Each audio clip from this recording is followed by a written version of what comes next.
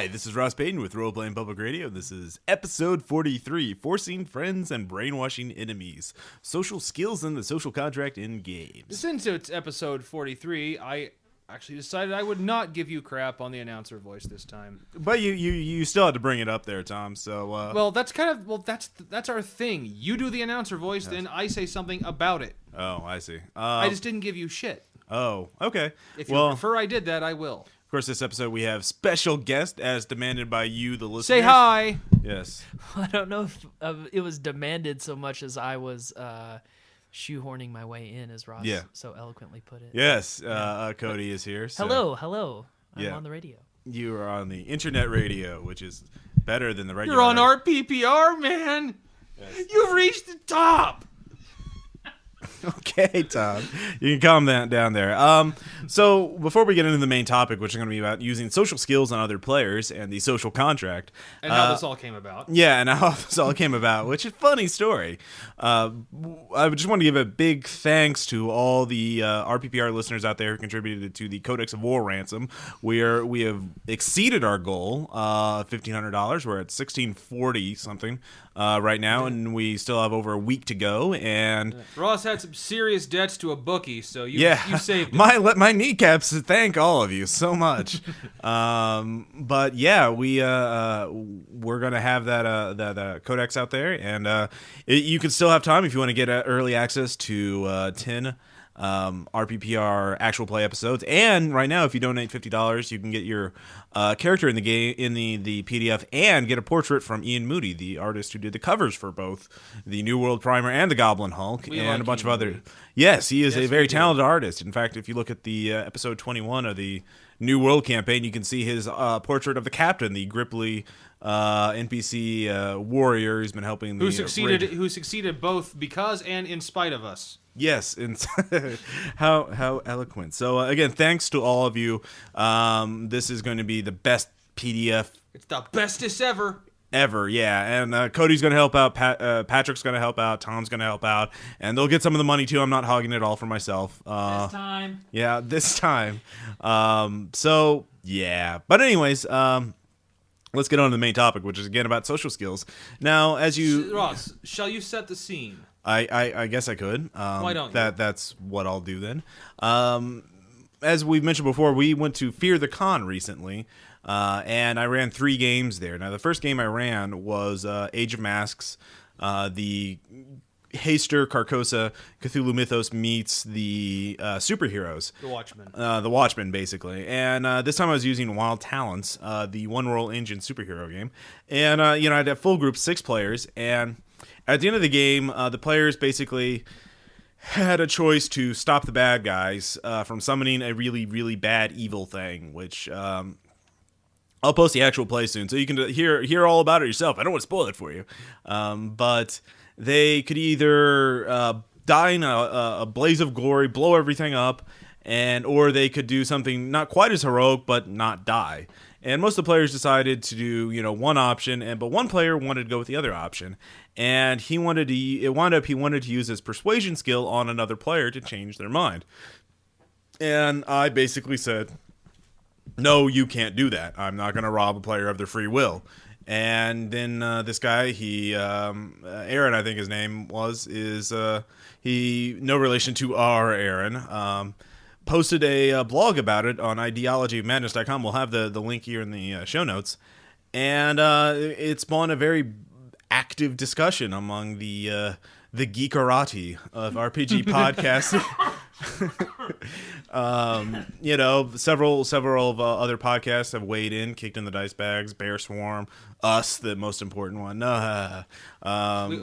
don't have our own con yet. We're the most humble. That's yes. what I meant to say. And the best. And basically, the people have taken both sides on the argument, and he just today posted another blog talking about how he would do it, and we'll get to his side of the argument in a little bit. But basically, the question arose: what is the policy what should be the policy in an RPG regarding using social skills on other players? Should you be allowed to use diplomacy or persuasion or whatever to change another player character's mind?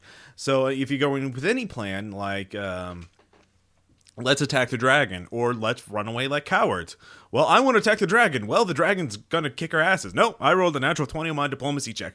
You agree with me? Yeah. That's one interpretation. But what should be that's one end of it. I mean, there are other options aside from disallowing it entirely or allowing it completely. But let's just talk about, Tom and Cody, what are your policies towards the use of social skills in games in general? So, well, I tend to follow pretty close to one of the extremes you mentioned. I don't allow those kind of skills to be used against a player to rob them of will. Now, once again, if it's like bluff or lying or shit, that I will allow, because even if you can't. It's really hard to actually keep something from another player when they're sitting right in front of you. Right. So I allow them for bluffing or sensing bluffing, things like that. But to go along with a plan of yours, just to roll a die and say you agree with me, yeah, I can never do that. I never allow that kind of role. Right. Cody, are you in agreement, or do you have any other?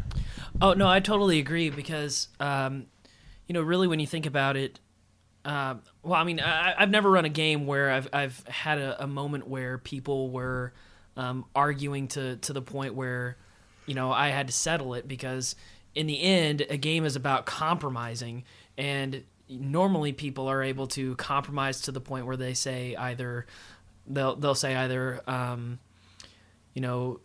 either people will end up agreeing on something, or the person that is in complete disagreement with everybody else is just going to go off and do his or her own thing. Right. I mean, I've had plenty of moments where, I think I've told stories before about Jessica grabbing Tim and slamming him against a wall and threatening him or something like that. Are you talking about in character or out of character? In character. It was no, actually it was in real life. Okay, that's what I was at. Yeah. Yeah, it was in real life. She grabbed him and slammed him against the wall to show him what her character was going to do to some NPC. And everyone was sort of in argument with her, but she ended up realizing, hey, we all have to play nice, or we're not going to get to play at all. And so she ended up kind of giving in. And so even the worst player knows, yeah, exactly. It's playground rules. It's just the idea that you have to have a mutual ground of respect to try and compromise with people. And so I think the idea of trying to force someone to agree with you based on the roll of the die is just ridiculous. I mean, now, one thing is, have any of you played in a game where that's actually happened, or I haven't. I've never seen anything like that happen, and I think it's because in all the games I've played over here, we've never gotten to the point where one person is in such disagreement that they would try to force somebody else to do something. Now, I might disagree with Tom, and then my character ends up going and doing something completely different. But, I mean, to simply try and make Tom believe the same way that I do is just stupid to me. By doing a dice roll, I think that's just dumb. So. Right. But Tom, you nodding your head this is happening? Yes, I have really played in a game where that has happened. Well, who was running it? Was it somebody I know? Dan, the dark ages of my gaming, just the ones basically the days just after high school. Yeah. So you think you're moving on in your gaming career? I'm out of high school now. You're not past it. It's all just going to be just great from now on. Yeah, not Fuzzy Dan. Not Fuzzy Dan. We like Fuzzy Dan. Yes, but no, I believe this was when we were still playing Palladium. Yeah. So once again, there is basically no fast talk or persuasion. There's no social skills in Palladium. Not at all. So you're basically relying all on MA. Yeah. And I forget what we were actually trying to do, but there's a group of us, and there were basically his two lackeys that latched onto everything he said. Mm-hmm. There was me, and I believe Sean was in this. Yeah. And the thing is, I was actually trying to convince one of the lackeys of a plan. Yeah. Where they say, okay, it's this guy, we know he's going. He's going into this factory to steal something, and there's several ways we can go in. Now, I think we should just, they know we're coming already, so let's just blow in the front door and go in. Yeah. And he's like, well, actually, shouldn't we maybe go on the roof or sneak in? Mm-hmm. Which amazed me that they were taking initiative like that. Yeah. But then he says, okay, both of you give me the charm persuade checks. Okay, said he didn't. His was like 15. So sorry, one die shy of actually having that matter at all. I had 17. So you actually had a percentage in it. I did, and I rolled like a 12. And like, okay, you go along with his plan. Like, actually, and you were the one doing the persuading. Yeah, the thing is, though, his reaction was, "Oh man, all right." Like, yeah, he was perfectly willing to go along with that. Well, I was the one that raised my hand. Like, whoa, just like that. Yeah. Serious? I mean, I actually paused the game for about 5 minutes.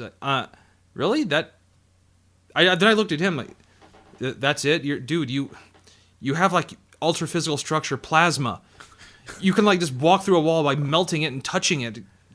You're that easy. Like, yeah, that's fine. Yeah, that's what I do. Just so talking about the attributes, the mental affinity is the charisma attribute in Palladium, and if like every other attribute in Palladium, if like it's below a 16, it doesn't matter. Like 3 to 15 is meaningless. Yeah.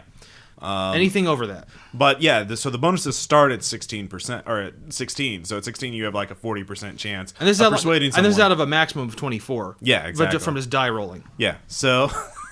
Wow. Did it come up again, or I mean that was sort of a one-time thing? It came up again before, and it was more intimidate then. Okay. So you could intimidate other players into doing no, I'm sorry. Physical beauty was the charm impress. Right. Yeah, there was so I used both of them. Okay. Which kind of freaked my shit out. I was like, dude, I just kind of hit on this guy with my good looks. Well, things I had the immortality power, which like boosts it gives you like a huge bonus to your physical beauty because you're like you're glorious and immortal. Okay. And chicks want to fuck you.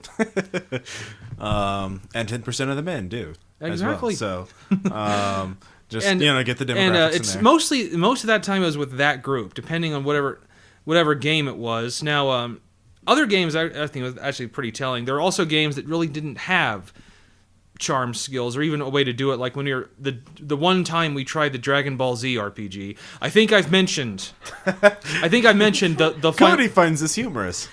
Yes, perhaps you should go get a drink of water or something. Okay. But this is the one I mentioned that I ended with a certain gun in a certain orifice. Oh god. But Damn also it was mostly it's a shameful game. I know. But it was mostly those two lackeys of Dan that pretty much just almost instinctively, he would I would think of a plan, or Sean would, and then he would whichever one of us said, "Yeah, you agree with him," pointing at his two lackey friends. Wow, that's pretty lame. Yeah, it was. That's kind of a warning sign that you're in a bad game. So, hence why I ended it the way I did. Now, so this is obviously in this extreme. This is obviously doesn't sound like fun. I can't imagine any game where this would be fun. But now, to be fair, to give the Aaron the benefit that he wasn't he on his blog he wrote, yes, I have to play devil's advocate. He claimed that he wasn't going for that. He wasn't trying to simply control. I get that, yeah. Of course, since it was a con game, I didn't know. I mean, I didn't know these players, so I wasn't trying to change their minds, or I didn't know if they were meaning that or not. But what he was describing was a middle ground where the player could make a check and then tell the persuadee, "Oh, you're persuaded." He makes a convincing argument, and in some cases give them a mechanical game benefit. Like in Savage Worlds, he would give them a Benny. In Buffy, you could give them a drama point or something like that. Mm-hmm. But essentially, it's like you just turn to him. Well, he does make a convincing argument, which is still, that's not robbing of will. That person can still go, be that as it may. Well, Cody, what do you do in games in terms of this? I mean, what do you like? I pretty much totally disallow, like I did in that case. I mean, with you guys, with the players I'm very familiar with, I tend to give a little more latitude in that sort of thing. But like, definitely with con games or players I'm not familiar with, I just flat out say no. But even with you guys, I don't think I've ever even said like, "Oh, you find his argument convincing" or whatever. I think I kind of disallow it by fiat. I mean, correct me if I'm wrong. I don't remember doing that. But I always consider the GM's role to be essentially like God. You're going to tell me everything that I can't I mean, to set the scene and to kind of let me know what's going on, and who, describe what, things. why. Yeah, exactly. The As who, a what, player, where, when, and you're why out. as a player. But you know, the idea of you know, this omniscient God saying, "Oh yes, well, you have been persuaded." I mean, that defeats the purpose of having a player. Then it's sort of like, you know, then the GM is just allowed to kind of lead, Coerce? coerce and like lead everyone around to however he or she wants to do it. I appreciate that the word that you put in my mouth was coerce. Yeah. That's ironic to me. Yes. but Dance, puppet, dance. Specifically on his blog, what he says is on the second post, as if he needed a second one, he says that he wasn't using his persuasion skill to mind control, but he was using it to convince the player this one time of what he wanted, which I think is it doesn't matter how many times you convince someone to do something. If you convince someone to change their mind once, that's bullshit. You know, is that Well, how isn't that mind control? yeah, Like, exactly. How is it, you know? I tell you to do something contrary to what you really want to do, Yeah. but it's only once, so it doesn't count. Yeah, so I mean, you know, that's I didn't know that there was a numerical limit there, or minimum, yeah. Like, what? Shame on if you do it once, shame on you. If you do it twice, then it's mind control. Yeah, I was gonna make some reference to make some sort of rape metaphor, but I can think of one. Stay classy there. So yeah, no, I'm trying to stay above it. Progressive show. Well, what do you think swore I about was the gonna middle swear. ground that he was talking about, like giving them a mechanical benefits or bonus experience points or something like that I if think they that's- role play? That's just justifying whatever he wants to do at that point. At that point he's trying to make concessions to sound like some sort of like, oh well, it's okay because just because I changed their mind, that doesn't mean that I'm not willing to help them out, So I think that's sort of ridiculous. Okay. However, I would say though, then again, if they do accept, if that other player goes along with it, you really haven't coerced them. You've said, hey, it's a compromise. Like, hey, you go along with this role, you can have this, benefit, this Benny or whatever. Yeah.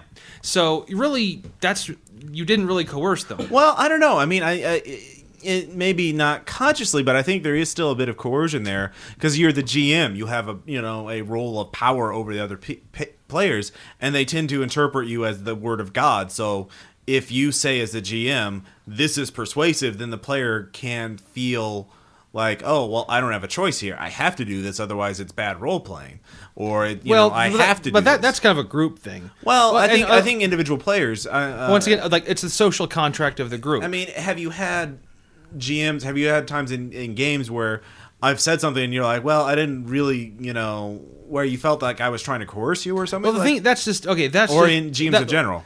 Well, because you never do that.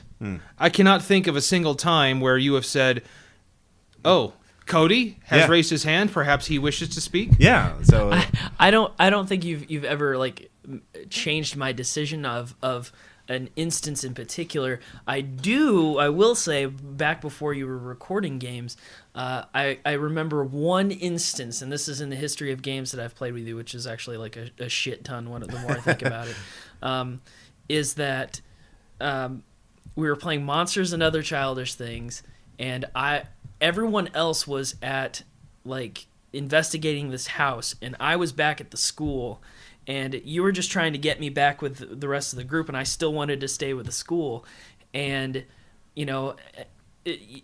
you misinterpreted what I said to try and get me back to this other house, and you're like, okay, well, you're there with everyone else now. And I just turned to Sam and I was like, okay, I guess I'm with you guys now.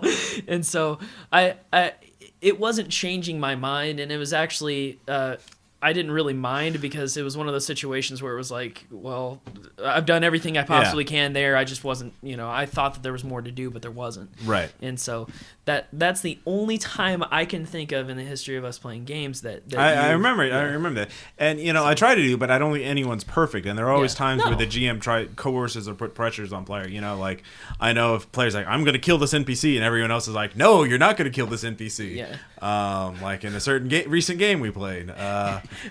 Well, and the only reason I bring up that Yeah. instance is to show the fact that I've played games with you guys for a while now, and I've never had my decision be vetoed by a GM or by a dice roll or something like that. Like, I've always been able to discuss things out with other players and either convince them to join my side or have given up and let them do something. I mean, if we want to go back to like train wrecks of games, I'm going. let me bring up the second game of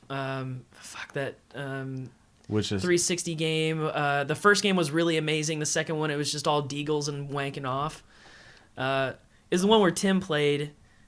Prototype. Yeah, prototype. Yeah, the second prototype game, which is just god damn it, That's in the preview. That's actually, if you contribute $20 to the ransom, you can listen to it and find out what happens. Yes, and it's actually, I mean, it's probably worth listening to. The first game is great. I love Yeah. the first. Like, the opening God. scene of the first game is amazing. Yeah, the first We've game talked about it in the episode. That's one where Jason throws a rock at a car. And it turns into a huge clusterfuck, but it's really cool, how it all works out.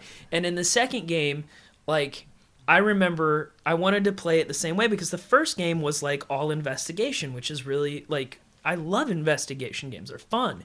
And then the second one was all action, and my character didn't have the ability to do any action. Like, he was an investigator. Yeah. And so it was like, and it wouldn't make sense for my character to run around with assault rifles and stuff like that whenever he's always been a reporter his entire life. Right.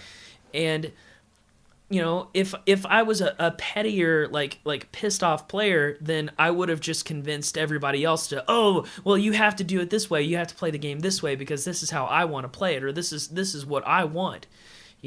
That's not my call. Things turned out differently than I wanted them to. Yeah. And instead of trying to coerce anybody, I eventually, my character said, fuck this, and I ran away from everybody and I tried to escape on my own. And it led to better results than me trying to strong arm a game, because it was like, my character was like really in the shit and was like, God, life is miserable for this guy. and it just made it better. Even though I hated that game, like it made it better because no one was listening. Yeah. And I couldn't coerce anybody. And so, I mean, for me, it's also like, I have a personal thing where I'm one of the main things I'm interested in games, in RPGs, is seeing how people react to a situation, how players react, how they decide. I mean, I'm very interested in like seeing how they respond to moral dilemmas, to interesting challenges. And so to me, to exert any influence on them, even the slightest bit of pressure, even saying like, oh, he makes a persuasive argument, I feel is coercive, because I don't want to alter, I don't want to change their decision making, their thought process, their decisions at all. I want to see how they come up with this, how they decide on these things. Yeah. I mean, you probably figured this out because it's a common thing I do in games. Like, how do you respond? How do you deal with this intractable situation? And I mean, that's one of the things that is so great about role playing in fantasy games and in any game.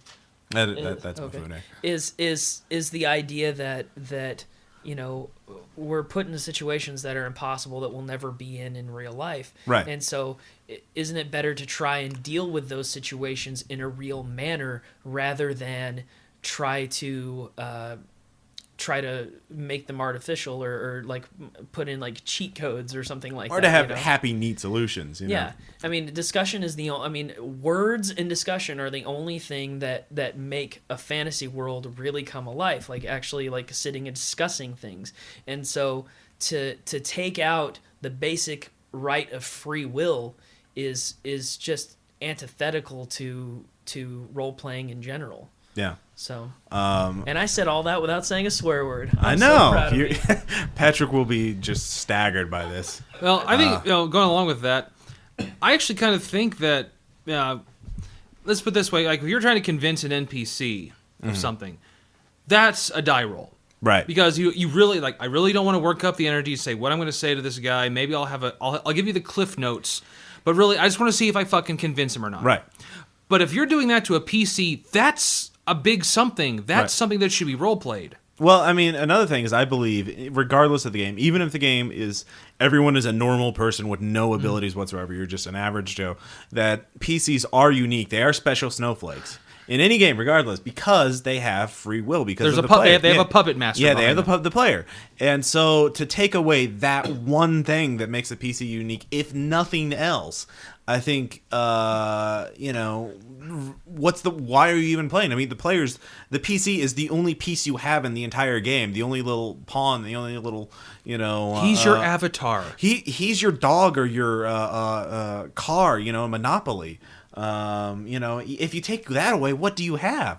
You have nothing, and that sucks. So I mean, to make a video game comparison, like if how many times, like, well, old people do this mostly, where they'll be playing a game and like, that game cheats. It cheats, because we actually get people that come into Vintage that sometimes there's one crazy old guy that will return games because he's like, that game cheats. It keeps killing me when it's not supposed to. And it's like, it's sort of the same way in my mind. What games? I'd like to know. It's like Bass Hunter 5000. Yeah, it's like I don't know, like GoldenEye and shit like that, But it's the N64 GoldenEye.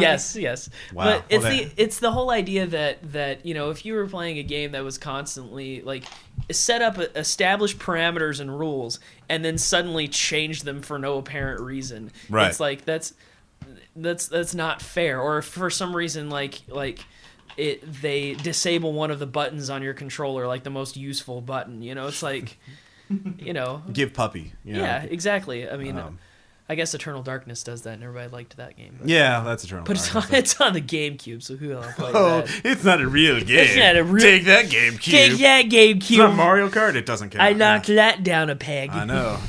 Well, Those arrogant bastards at Silicon. I was thinking, like, dude. Okay, Cody. Remember the moment arrogant. when we got into it about what plan of action we? Yeah, this is the heroic tier. Yeah, and it's like episode 5 or 6.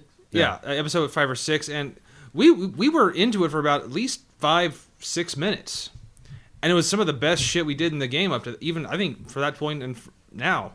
Yeah, I think what you're referring to is obviously the you're both debating whether you should give a certain plot MacGuffin back to an NPC, a bad NPC, and giving it to him would have consequences, and not giving it to him would have consequences, and there's no easy, neat solution for it. There's no obvious solution, and I remember that because both your characters' personal philosophies came up. And it almost came to the point where you guys were going to attack each other for it. I mean, it's like, Ross, you were preparing, like, all right, ready for initiative here? Yeah, exactly. But for me, I made sure I didn't say a single word. I tried to keep as quiet and minimize my influence as much as possible because it was about you two. You two were really getting into it, and I didn't want to influence that at all. I didn't want to say, Tom, Locke, this, I didn't want to give Tom, say, well, you can make an intimidate check to scare the puny little wizard or something like that, or Tom, or you can make an Arcana check to give him a fake one, or something like that. Well, actually, you could have, but that would have been like a bluff, a lie, sort of thing. But, I mean, it came down to we settled it to where it was just a normal argument. I mean, we settled it with a discussion rather than the two of us resorting to, all right, GM, can you like figure out how to settle this? I mean, it's up to us as players to actually sit there and settle our differences and try to come to a conclusion. And I think we did that really well, and it made for some really great gameplay and really great character building, especially like you said, it was like both of our ideologies came into direct conflict with each other, and it was, I hate to make it out to be anything more than just like a role-playing game, but it was really compelling. I liked it. I thought it was great, and there was not one roll of the die involved in that. So and to even have like saying, oh well, Cody, if Tom intimidates you, then I'll give you bonus experience points, or would have given you a bonus blah blah blah blah blah. I mean, that would have lessened it. I mean, that would have that would have cheapened it. Yeah, and I think. I mean, that's the whole point of a role-playing game, I think, is to get that kind of drama in it. And using your example, actually making a die roll to convince you, this is like the big finale. This is like, do you sacrifice yourselves heroically or do you live? Yeah. That should be, like, if there are disagreements, they should be like, we've seen this scene in a movie before. Yeah. Where, they're ready, like, wait, like, this, are you insane? Like, no, it's the right thing to do. What the hell's wrong with you? Right. A die roll would have cheapened that. Yeah.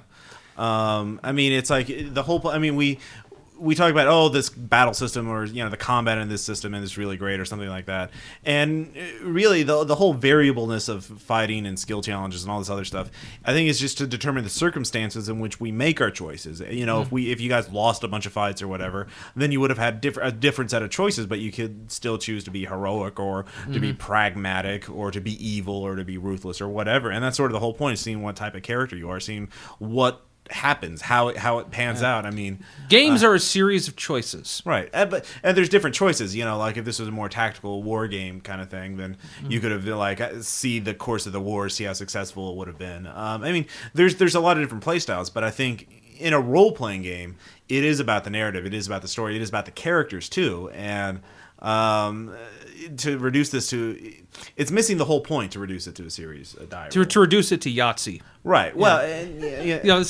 that's. I mean, it has a part in it, but but not at the turning points. Yeah.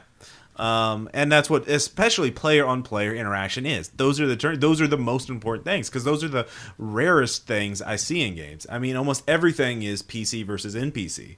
It's almost like the most common type of interaction are player characters killing NPCs or fighting NPCs. That is fight me or give me a quest. Yeah. The quest NPC, here's the quest, here's the details, go. And then you spend most of your time, hacking and slashing through monsters. I mean, it's very rare, even in really good games, to have. I mean, if you broke down the amount of time spent, it's almost all PCs fighting NPCs. It seems like it to me. I don't know. Correct? Oh no, I think you're completely and totally right, and that's why when we are starting to do now that we're in epic tier, yes. Now that we're starting to do the things where we're all playing different NPCs. Spoiler alert. I'm using something Cody's referring to. I'm using a technique from the DMG2 called vignettes, where you can role play out little scenes where player characters take on the roles of NPCs for certain dramatic purposes. We've only done one so far, but it worked out really well, so we'll be doing at least one a session. Well, yeah, and I mean, it's just I think that's the perfect way to get PCs to interact with one another, and we're all just acting in as NPCs, but it's interesting to have us all. It's like we're playing other characters, like we're playing other players, and that's really awesome, and it's much more than just the typical I'm interacting with this NPC now, and I am now going to go to this quest, so. Well, even NPC, PC on, there's PC versus PC, then there's PC versus NPC, in terms of interactions. And most PC versus NPCs, in terms of time spent, are combat. Because combat takes a while. It's almost always the most time-intensive thing. Yeah. And then, PC versus NPC, social or non-combat, it's, either a simple skill check, do you bluff or do you diplomacy it away, or I can role play it out. There's sometimes I flat out refuse to let you make skill checks against NPCs, Kel. Ooh, spoiler alert. Don't say anymore. Okay, just keep it there. I've similarly refused. You can't diplomacy this away. You can't change this character's mind. But even then, I don't want to be talking to one player for the entire time, or everybody gangs up on the one NPC, and then it gets awkward. So for me, I want to encourage more PC versus, I want to get more cross table action rather than just all, from the players down. I want to get the more varied. Yeah, no, definitely. For me, and also for me, because it makes my job easier. If you guys are, role playing with each other, I don't know, I can just sit back and watch. I mean, that's entertaining to me too. Yeah. So and just enjoy the spectacle, Russ. Ew. Oh yes, delicious. Oh yes, I love hot PC on PC action. Yes, I like seeing these two ideologies collide. Yeah. When you're lawful good and you're chaotic good. You're following the letter of the law. Oh God. Oh, that's a good cream puff. That was Cody doing Blobbert Smith, and yes, he had an erection while doing that. I didn't know you were looking there, Tom. That's it's hard to miss. Thank you, Cody. So I will carry that image to my grave now. The idea, I wasn't even looking. More blessed are you. I know. No, it was more obvious. I saw Cody grabbing for his pants, and I was like, Anyway. If only this were on YouTube. I know. But If that would we take could more if we effort. tried. Well, yeah, but that would take more work on my part. Exactly. And I'm lazy enough as it is. I mean, goddamn. Going back to Aaron, the blog post like, there's 47 comments in the first thread. There's already 3 or 4 in the second blog post, and there's we talk about it in the RPPR forums, and it's the people who are like, oh yes, I would do this. I don't know. I mean, like, I just don't see it just boggles my mind that anyone would defend this. But I mean, hopefully it doesn't come up with a game. But I just think a lot of people are underestimating the influence the GM has. I mean, in terms of influence PCs, and it just. Well, then again, if you come from a really stale gaming group, that may be the norm. Yeah.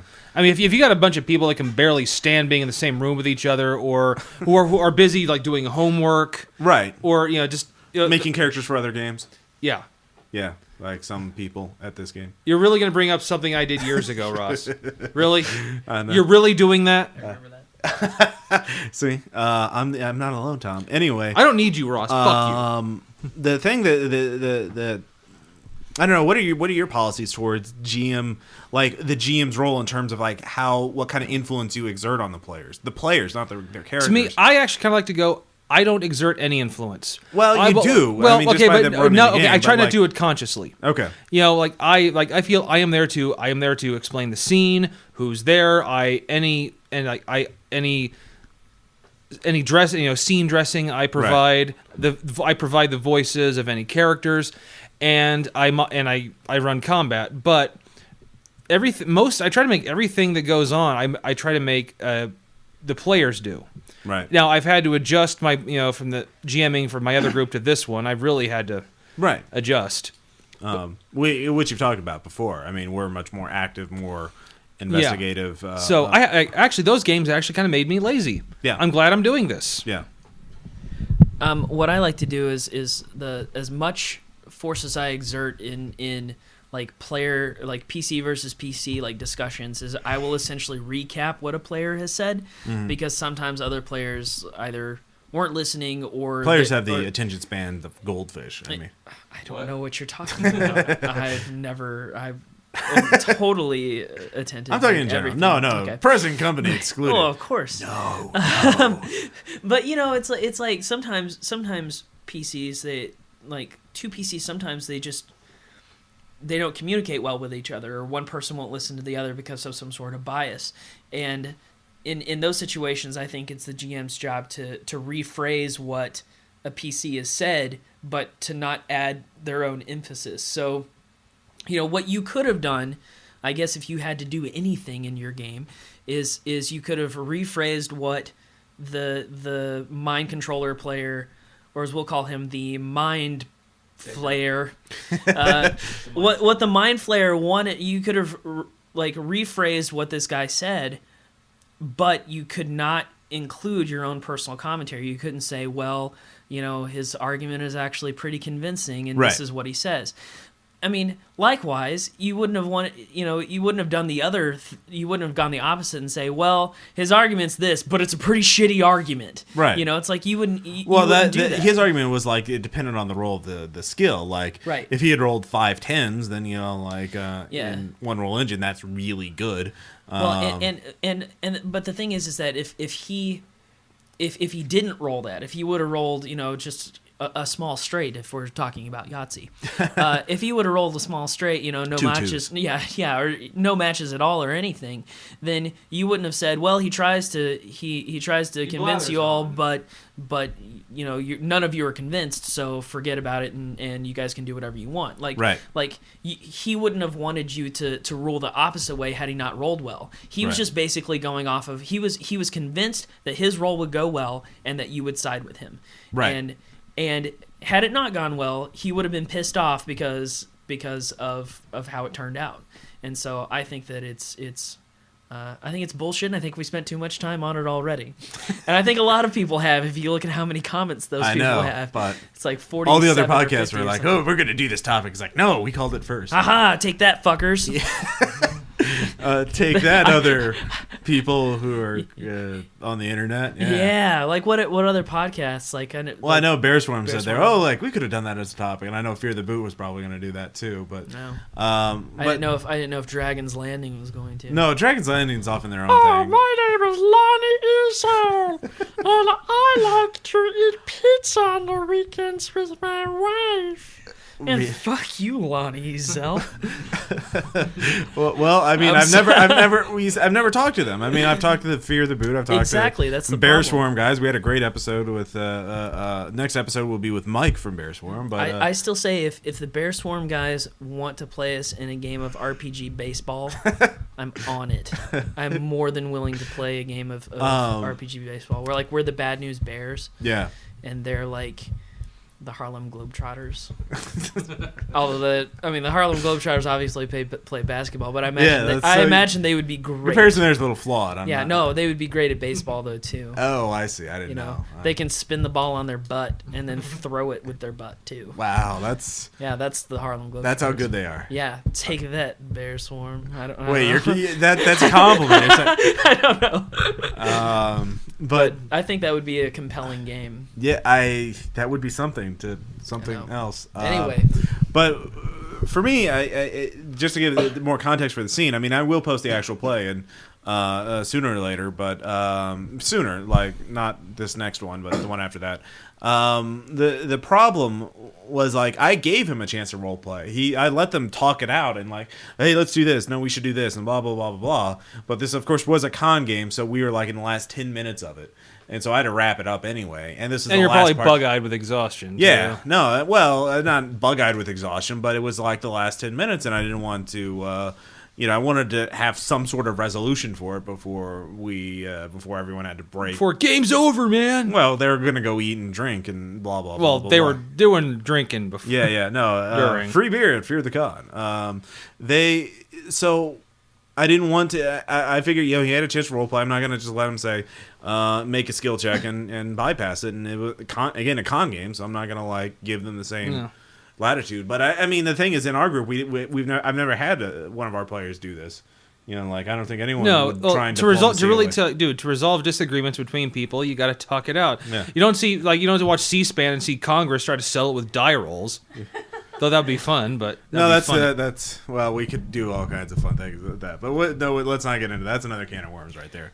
So the reason why we've never gotten into a situation like that is because we're fucking adults. I'm sorry, can you repeat that? Oh, I'm sorry. We're fucking adults. I'll say it one more time for the benefit of you that posted the blog. We are fucking adults. You are not.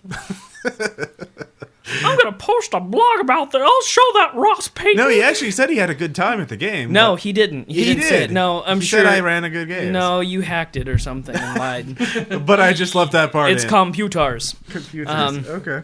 But it's like, of tubes. Oh, I'll show that Ross Payton. I'll put this on my blog. I did kill his fun. him a Apparently, lesson. he did say that. Oh, that you killed the fun? Yeah, I killed his fun. I destroyed his fun. You shit on his Christmas. I Ross did Payton. apparently. Ross Payton, fun assassin, a soul kill, Christmas shitter, soul shitter, kill fuck. And now you started cursing, so you ruined it. I know. Easter Slayer. So I think we kind of established our little policy towards social skills. Any last words on that, or the social contract, or any of that other stuff? Die rolls are for people that have no argument. Yeah, NPCs. The puny little fuckers that who are there to die. Who are there to die or give you quests. I do apologize for saying that we're fucking adults and you're not, because I just realized that you might listen to this. And then, he probably will. Yeah, and he'll that's post another blog about it. Yeah, that's kind of rude, to say something like that, But what I mean is that we're potty trained and college educated. No, just take that a little that's deeper there. Even worse. No, you're a faceless person on the internet. That's the only reason I said it. Okay. To I Cody. actually met him. Yeah, to Cody. Well, So yeah. Yeah. To us, you're a valued individual, the valued opinion. All right. All right. So Tom has a letter that and then after the letter, we will have anecdotes, Yes, shout-outs. and yes, the anecdotes. letters are back. Yes. So we will have that, and it will be awesome. And then shout-outs, anecdotes, and more, I guess, or something like that. Well, that's actually about it. Yeah.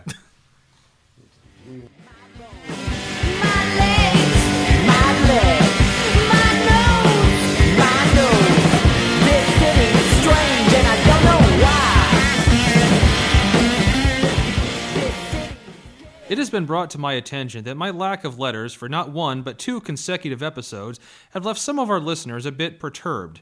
In fact, it seems that I have violated some sacred trust and turned over Helm's Deep to Sauron's horde of Nazi orcs.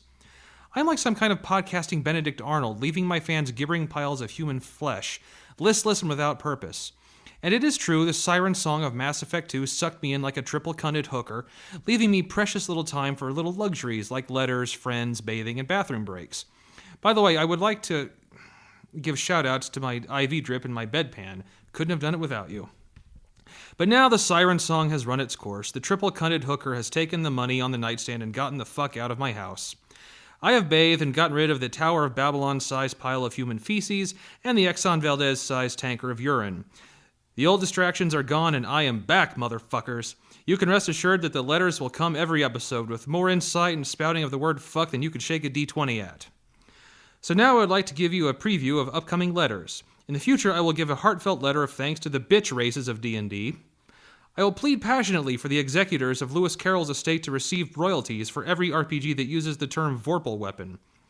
And like always, I will complain about completely inane things and reveal embarrassing truths about myself and let the entire world know that I just last week purchased a DVD of Street Sharks episodes, and they were bootlegs. So fear no longer, the letters are back and I have no further distractions, besides the aforementioned Street Sharks DVD. We are moving along on the journey of filth and bullshit the letters from Tom began years ago. And for all of you who have had your lives ruined by my inattention to my duty of writing letters, I refer you to a quote from the immortal George Carlin. I wouldn't fuck her with a stolen dick. By the way, did you know that George Carlin has a CR of 31 and can suck out your soul with a successful glance attack? Strange and I don't know why. This city is gay and I don't know why.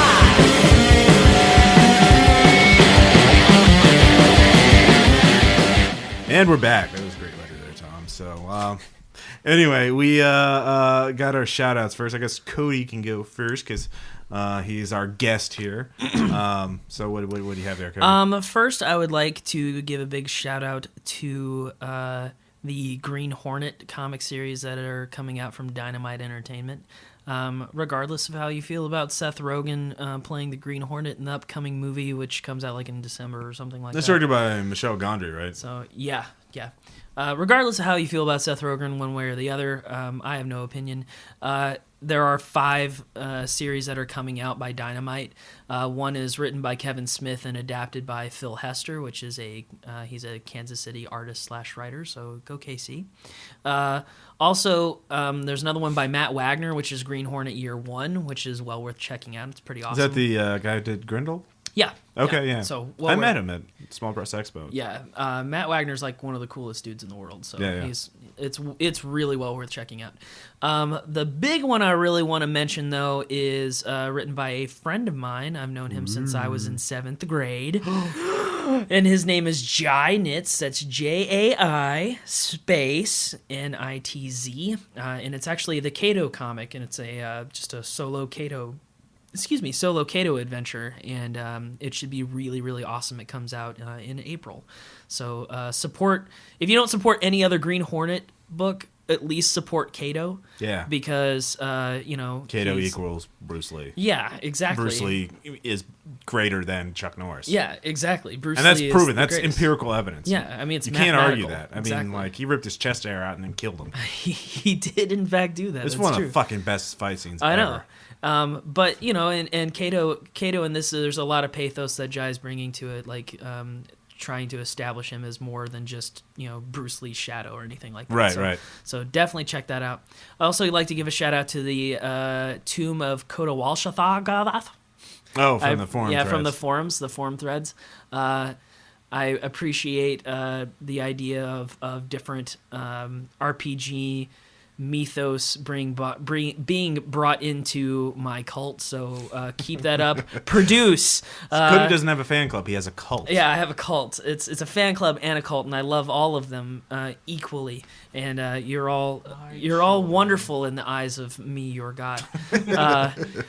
But continue to produce and make really great monsters and things like that and avatars for the character and for my cathartic lobster. So, and actually, I've incorporated the cathartic lobster into my own life with a new Gmail account so that I can get on Google Wave as cathartic lobster. Nice. And cathartic lobster is my PSN screen name, so that's pretty awesome too. All right. The very last thing that I'd like to give a shout out to is our Epic campaign, which you guys will get to hear about that in about 3 years. But it's really great. God damn it. And I'm not going to spoil anything, but Locke's story arc is finally kind of has gotten to the point of no return where he's kind of crossed that line, and it's pretty sweet. I mean, yeah, but I mean, it's not just my character that compels me. It's like everything in the game has just been ramped up to like 1,000,000. It's just a fantastic. I mean, if you liked Paragon, Epic is much better, and I loved Paragon. I thought it was great.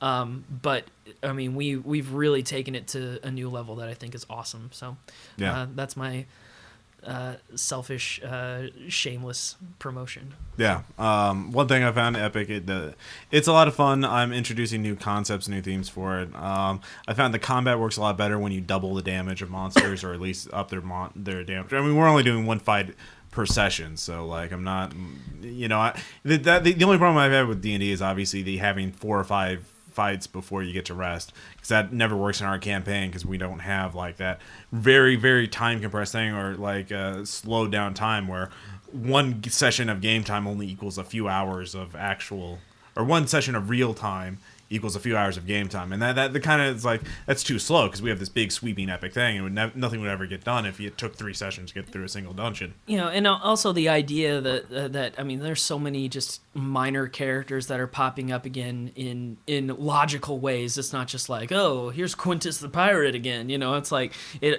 everything works out where it's all very logical, and it feels like a well thought out story, which doesn't surprise me considering that we're the best role-playing group there is. I'm just trying to tie up as many loose ends. Don't lie. Yeah. It's us. Yes, it's the players. I have nothing to do with it. Nothing at all. So that's about it. I know. All right.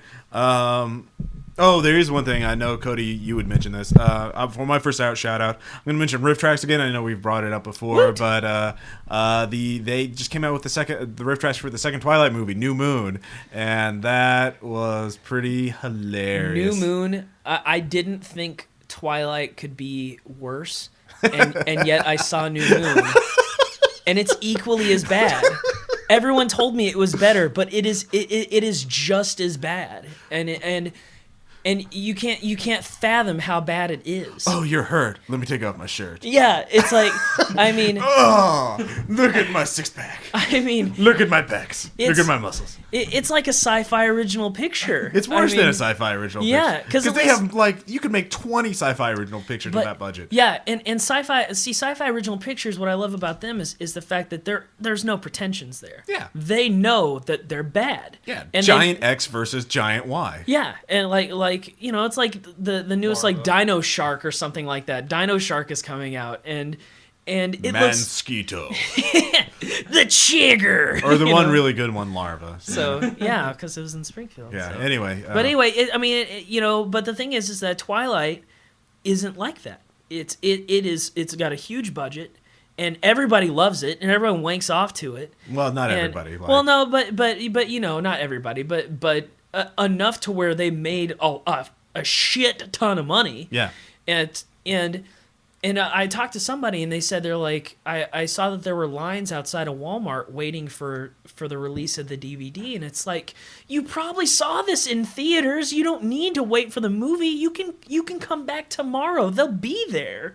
You're gonna find it. Yeah. There's no need to wait until midnight for this. I was gonna make a reference to the fact that I did wait till midnight to get Final Fantasy 12 once. We all did. And then It's a didn't play it. communal And thing. didn't play it until 8 months later. But still, So, Yeah. I'm in. I did that to All Mass. I did that with Mass Effect 2. Dork. yeah, but Oh, and I'd like to apologize. Cody had the mic that entire time. yeah, I was trying to say stuff, but they, yeah. We don't care about what you say. Sorry. Yeah, but Cody has to go now. he so. does. Bye, Cody. Oh, We bye, miss you. Cody. Bye. It's tearing us apart. We don't have a friend in the world. But the riff tracks for New Moon is hilarious. I don't know if it's quite as good as the Twilight riff tracks, but I mean the Twilight riff tracks is also fucking hysterical. So Tom doesn't have any shout Well, outs. I actually thought of one. Oh yeah, what? Yeah, actually, mentioning Mass Effect 2, and no, my shout out is not Mass Effect 2. Good. I wouldn't put it in the show. I don't. notes. You wouldn't. No, it's the comic that's going along with Mass Effect right now. Oh, don't even fucking give me that look. Ross. Oh, are you just go sighing? talk about it? Go ahead, Tom. Talk about It's nothing brilliant, it. Uh-huh. but the one thing I always enjoy is I love the Mass Effect universe, and I also love that in this comic, Liara, who Ross won't even know who the hell that is. No, is that the blue chick? Yeah, who Okay. basically has a constant surprised look in every frame she's in. Okay, I'll take It's your word for it. wonderful. Okay, You should check it out. all right. I got the first issue because I got the collector's What's it edition. called? What's the comic called? Is it called Mass Effect? Mass Effect. Mass Effect, the Yeah. comic. Who puts it out? Image, I believe. You sure? Yeah, pretty sure. All right. What the fuck was that? That's like, you don't believe me? I don't know anything about There it. was doubt in that face. Yeah. Well, anyway, I will mention. Let's see here, Ninite. It's a website for installing. It's a very useful website if you just get I just got a new computer recently, and it's a site where you go to and you select all these free software packages and click a button. Then it'll assemble an installer that will install all of them at once. So you can install Firefox and the Terracopy and all these other utility programs and freeware programs. And there's a lot of neat stuff in there. So InfraView, just it's useful. So check it out. That's wonderful. You don't trust me, do you? I don't trust anyone. Especially me. Yes, especially myself. Next up, I have the let's see here.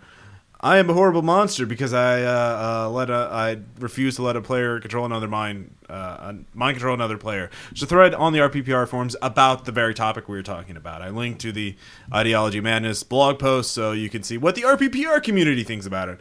And They're slightly on our side. yeah, so Slightly. they're just great. And they're loyal. Yes. Then I'm going to mention the Community RPPR Actual Play podcast. If you are just hopelessly addicted to actual play, some of our RPPR fans. Well, first, get help. But secondly, if you don't want to get help and just want to, work Feed your the habit, beast. Yes. Some of the RPPR fans are so enamored with actual play that they have gotten their own Zoom H2 recorders or other recording Plug. solution. Yeah. The Zoom H2 is a great recorder, digital recorder. And then they've recorded their own games and uploaded the MP3s. And I've set up a site where you can you upload it to the FTP, then I'll move it over, and you can post your own actual plays. So I haven't. You too can be internet famous. Like 4 or 5 right now. I haven't listened to any of them because I'm busy enough as it is. But other people on the RPPR forums have. So take a look at that. And then finally, Nedroid, who does Bear Tato and Reginald. It's a webcomic. He's been on his Twitter account. He has been posting Lost comics, which are utterly hilarious. So if you're a fan of Lost and you like funny web comics. Wow, mentioning that, I was kind of like, yes, it's hilarious. Well, if you watch Lost. What was that look on your face, though? I don't know. That was really haughty. Yeah. What are you, the emperor? Yes, I am a fop. I'm a foppish dandy. Never do that again. No, I won't. I'm sorry. I don't believe you. Finally, we have our anecdote. And You almost said antidote there. I know. I was swallowing at the same time. It was just bleh. This is from Fear the Con. We were at Fear the Con. We were. And we actually both got to play an RPG. Both of us together. Yes. This was Mouse Guard, which uses the burning wheel system. We did not record this, did we not? No, we did not. Because it was noisy as shit. Well, no, it has nothing to do with noise level. I recorded all the other games in the same place. It was one, I was lazy. I didn't feel like setting it up. Two, I didn't want to impose on the GM, who we didn't know. And mostly lazy, 70% lazy, 30% didn't want to impose. So Super. and yeah, maybe a couple percent of I wasn't sure if it was even going to be worth recording. It would have been a great game to record.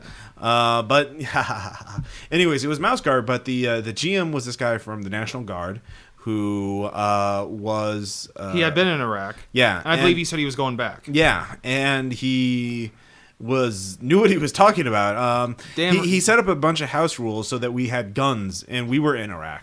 The Mouse we Guard were mice. Yeah, we were mice in Iraq, and we were fighting scorpions. We were trying to protect the mouse community, the mouse cities, which were underneath American fire bases, from scorpions, desert scorpions. So we had our own little guns and stuff like that. Basically, how can mice make guns? Well, I mean, how can mice make swords? It's mouse-sized assault rifles and squad automatic weapons. Yeah, and grenade launchers.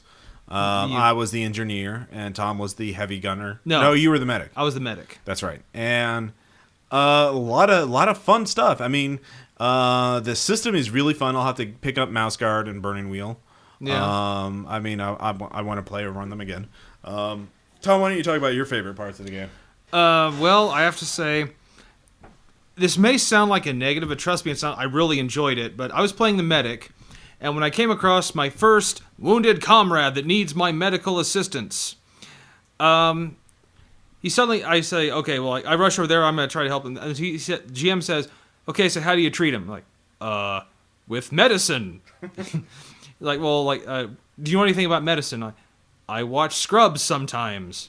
Yeah, I think the GM kind of assumed we were both in the know because, or at least Tom was in the know because he understood what terms like sitrep were, situation report. That's because I play Call of Duty 4 and I buy Jane's military books, but no, actually, it was actually kind of fun to do that, and I must say that I was rolling hot that night. I mean, damn. There were so many times that even the GM was like, okay, here's how, here's what you do. There's one of our squad, one of the squad members of another squad where he was practically, his guts were falling out. And I think I rolled so phenomenally well that not only do I treat him in the short time I have, I heal him, I revive him, I get him conscious and moving under his own power. That was and also you were a pretty good shot with those pistols you had, or the pistol. Yeah, it was pretty much lethal shot. Well, also your pistol had some special, like you could give status modifiers or conditions to the enemy, like imposing penalties on them. If I aimed at certain places. Yeah. No, I was playing I had the same sort of problem too. Is since engineer, at one point we were on this tram and it was out of control and we had to slow it down. So it's like, how are you going to slow it down? It's like, with engineering. I have no idea.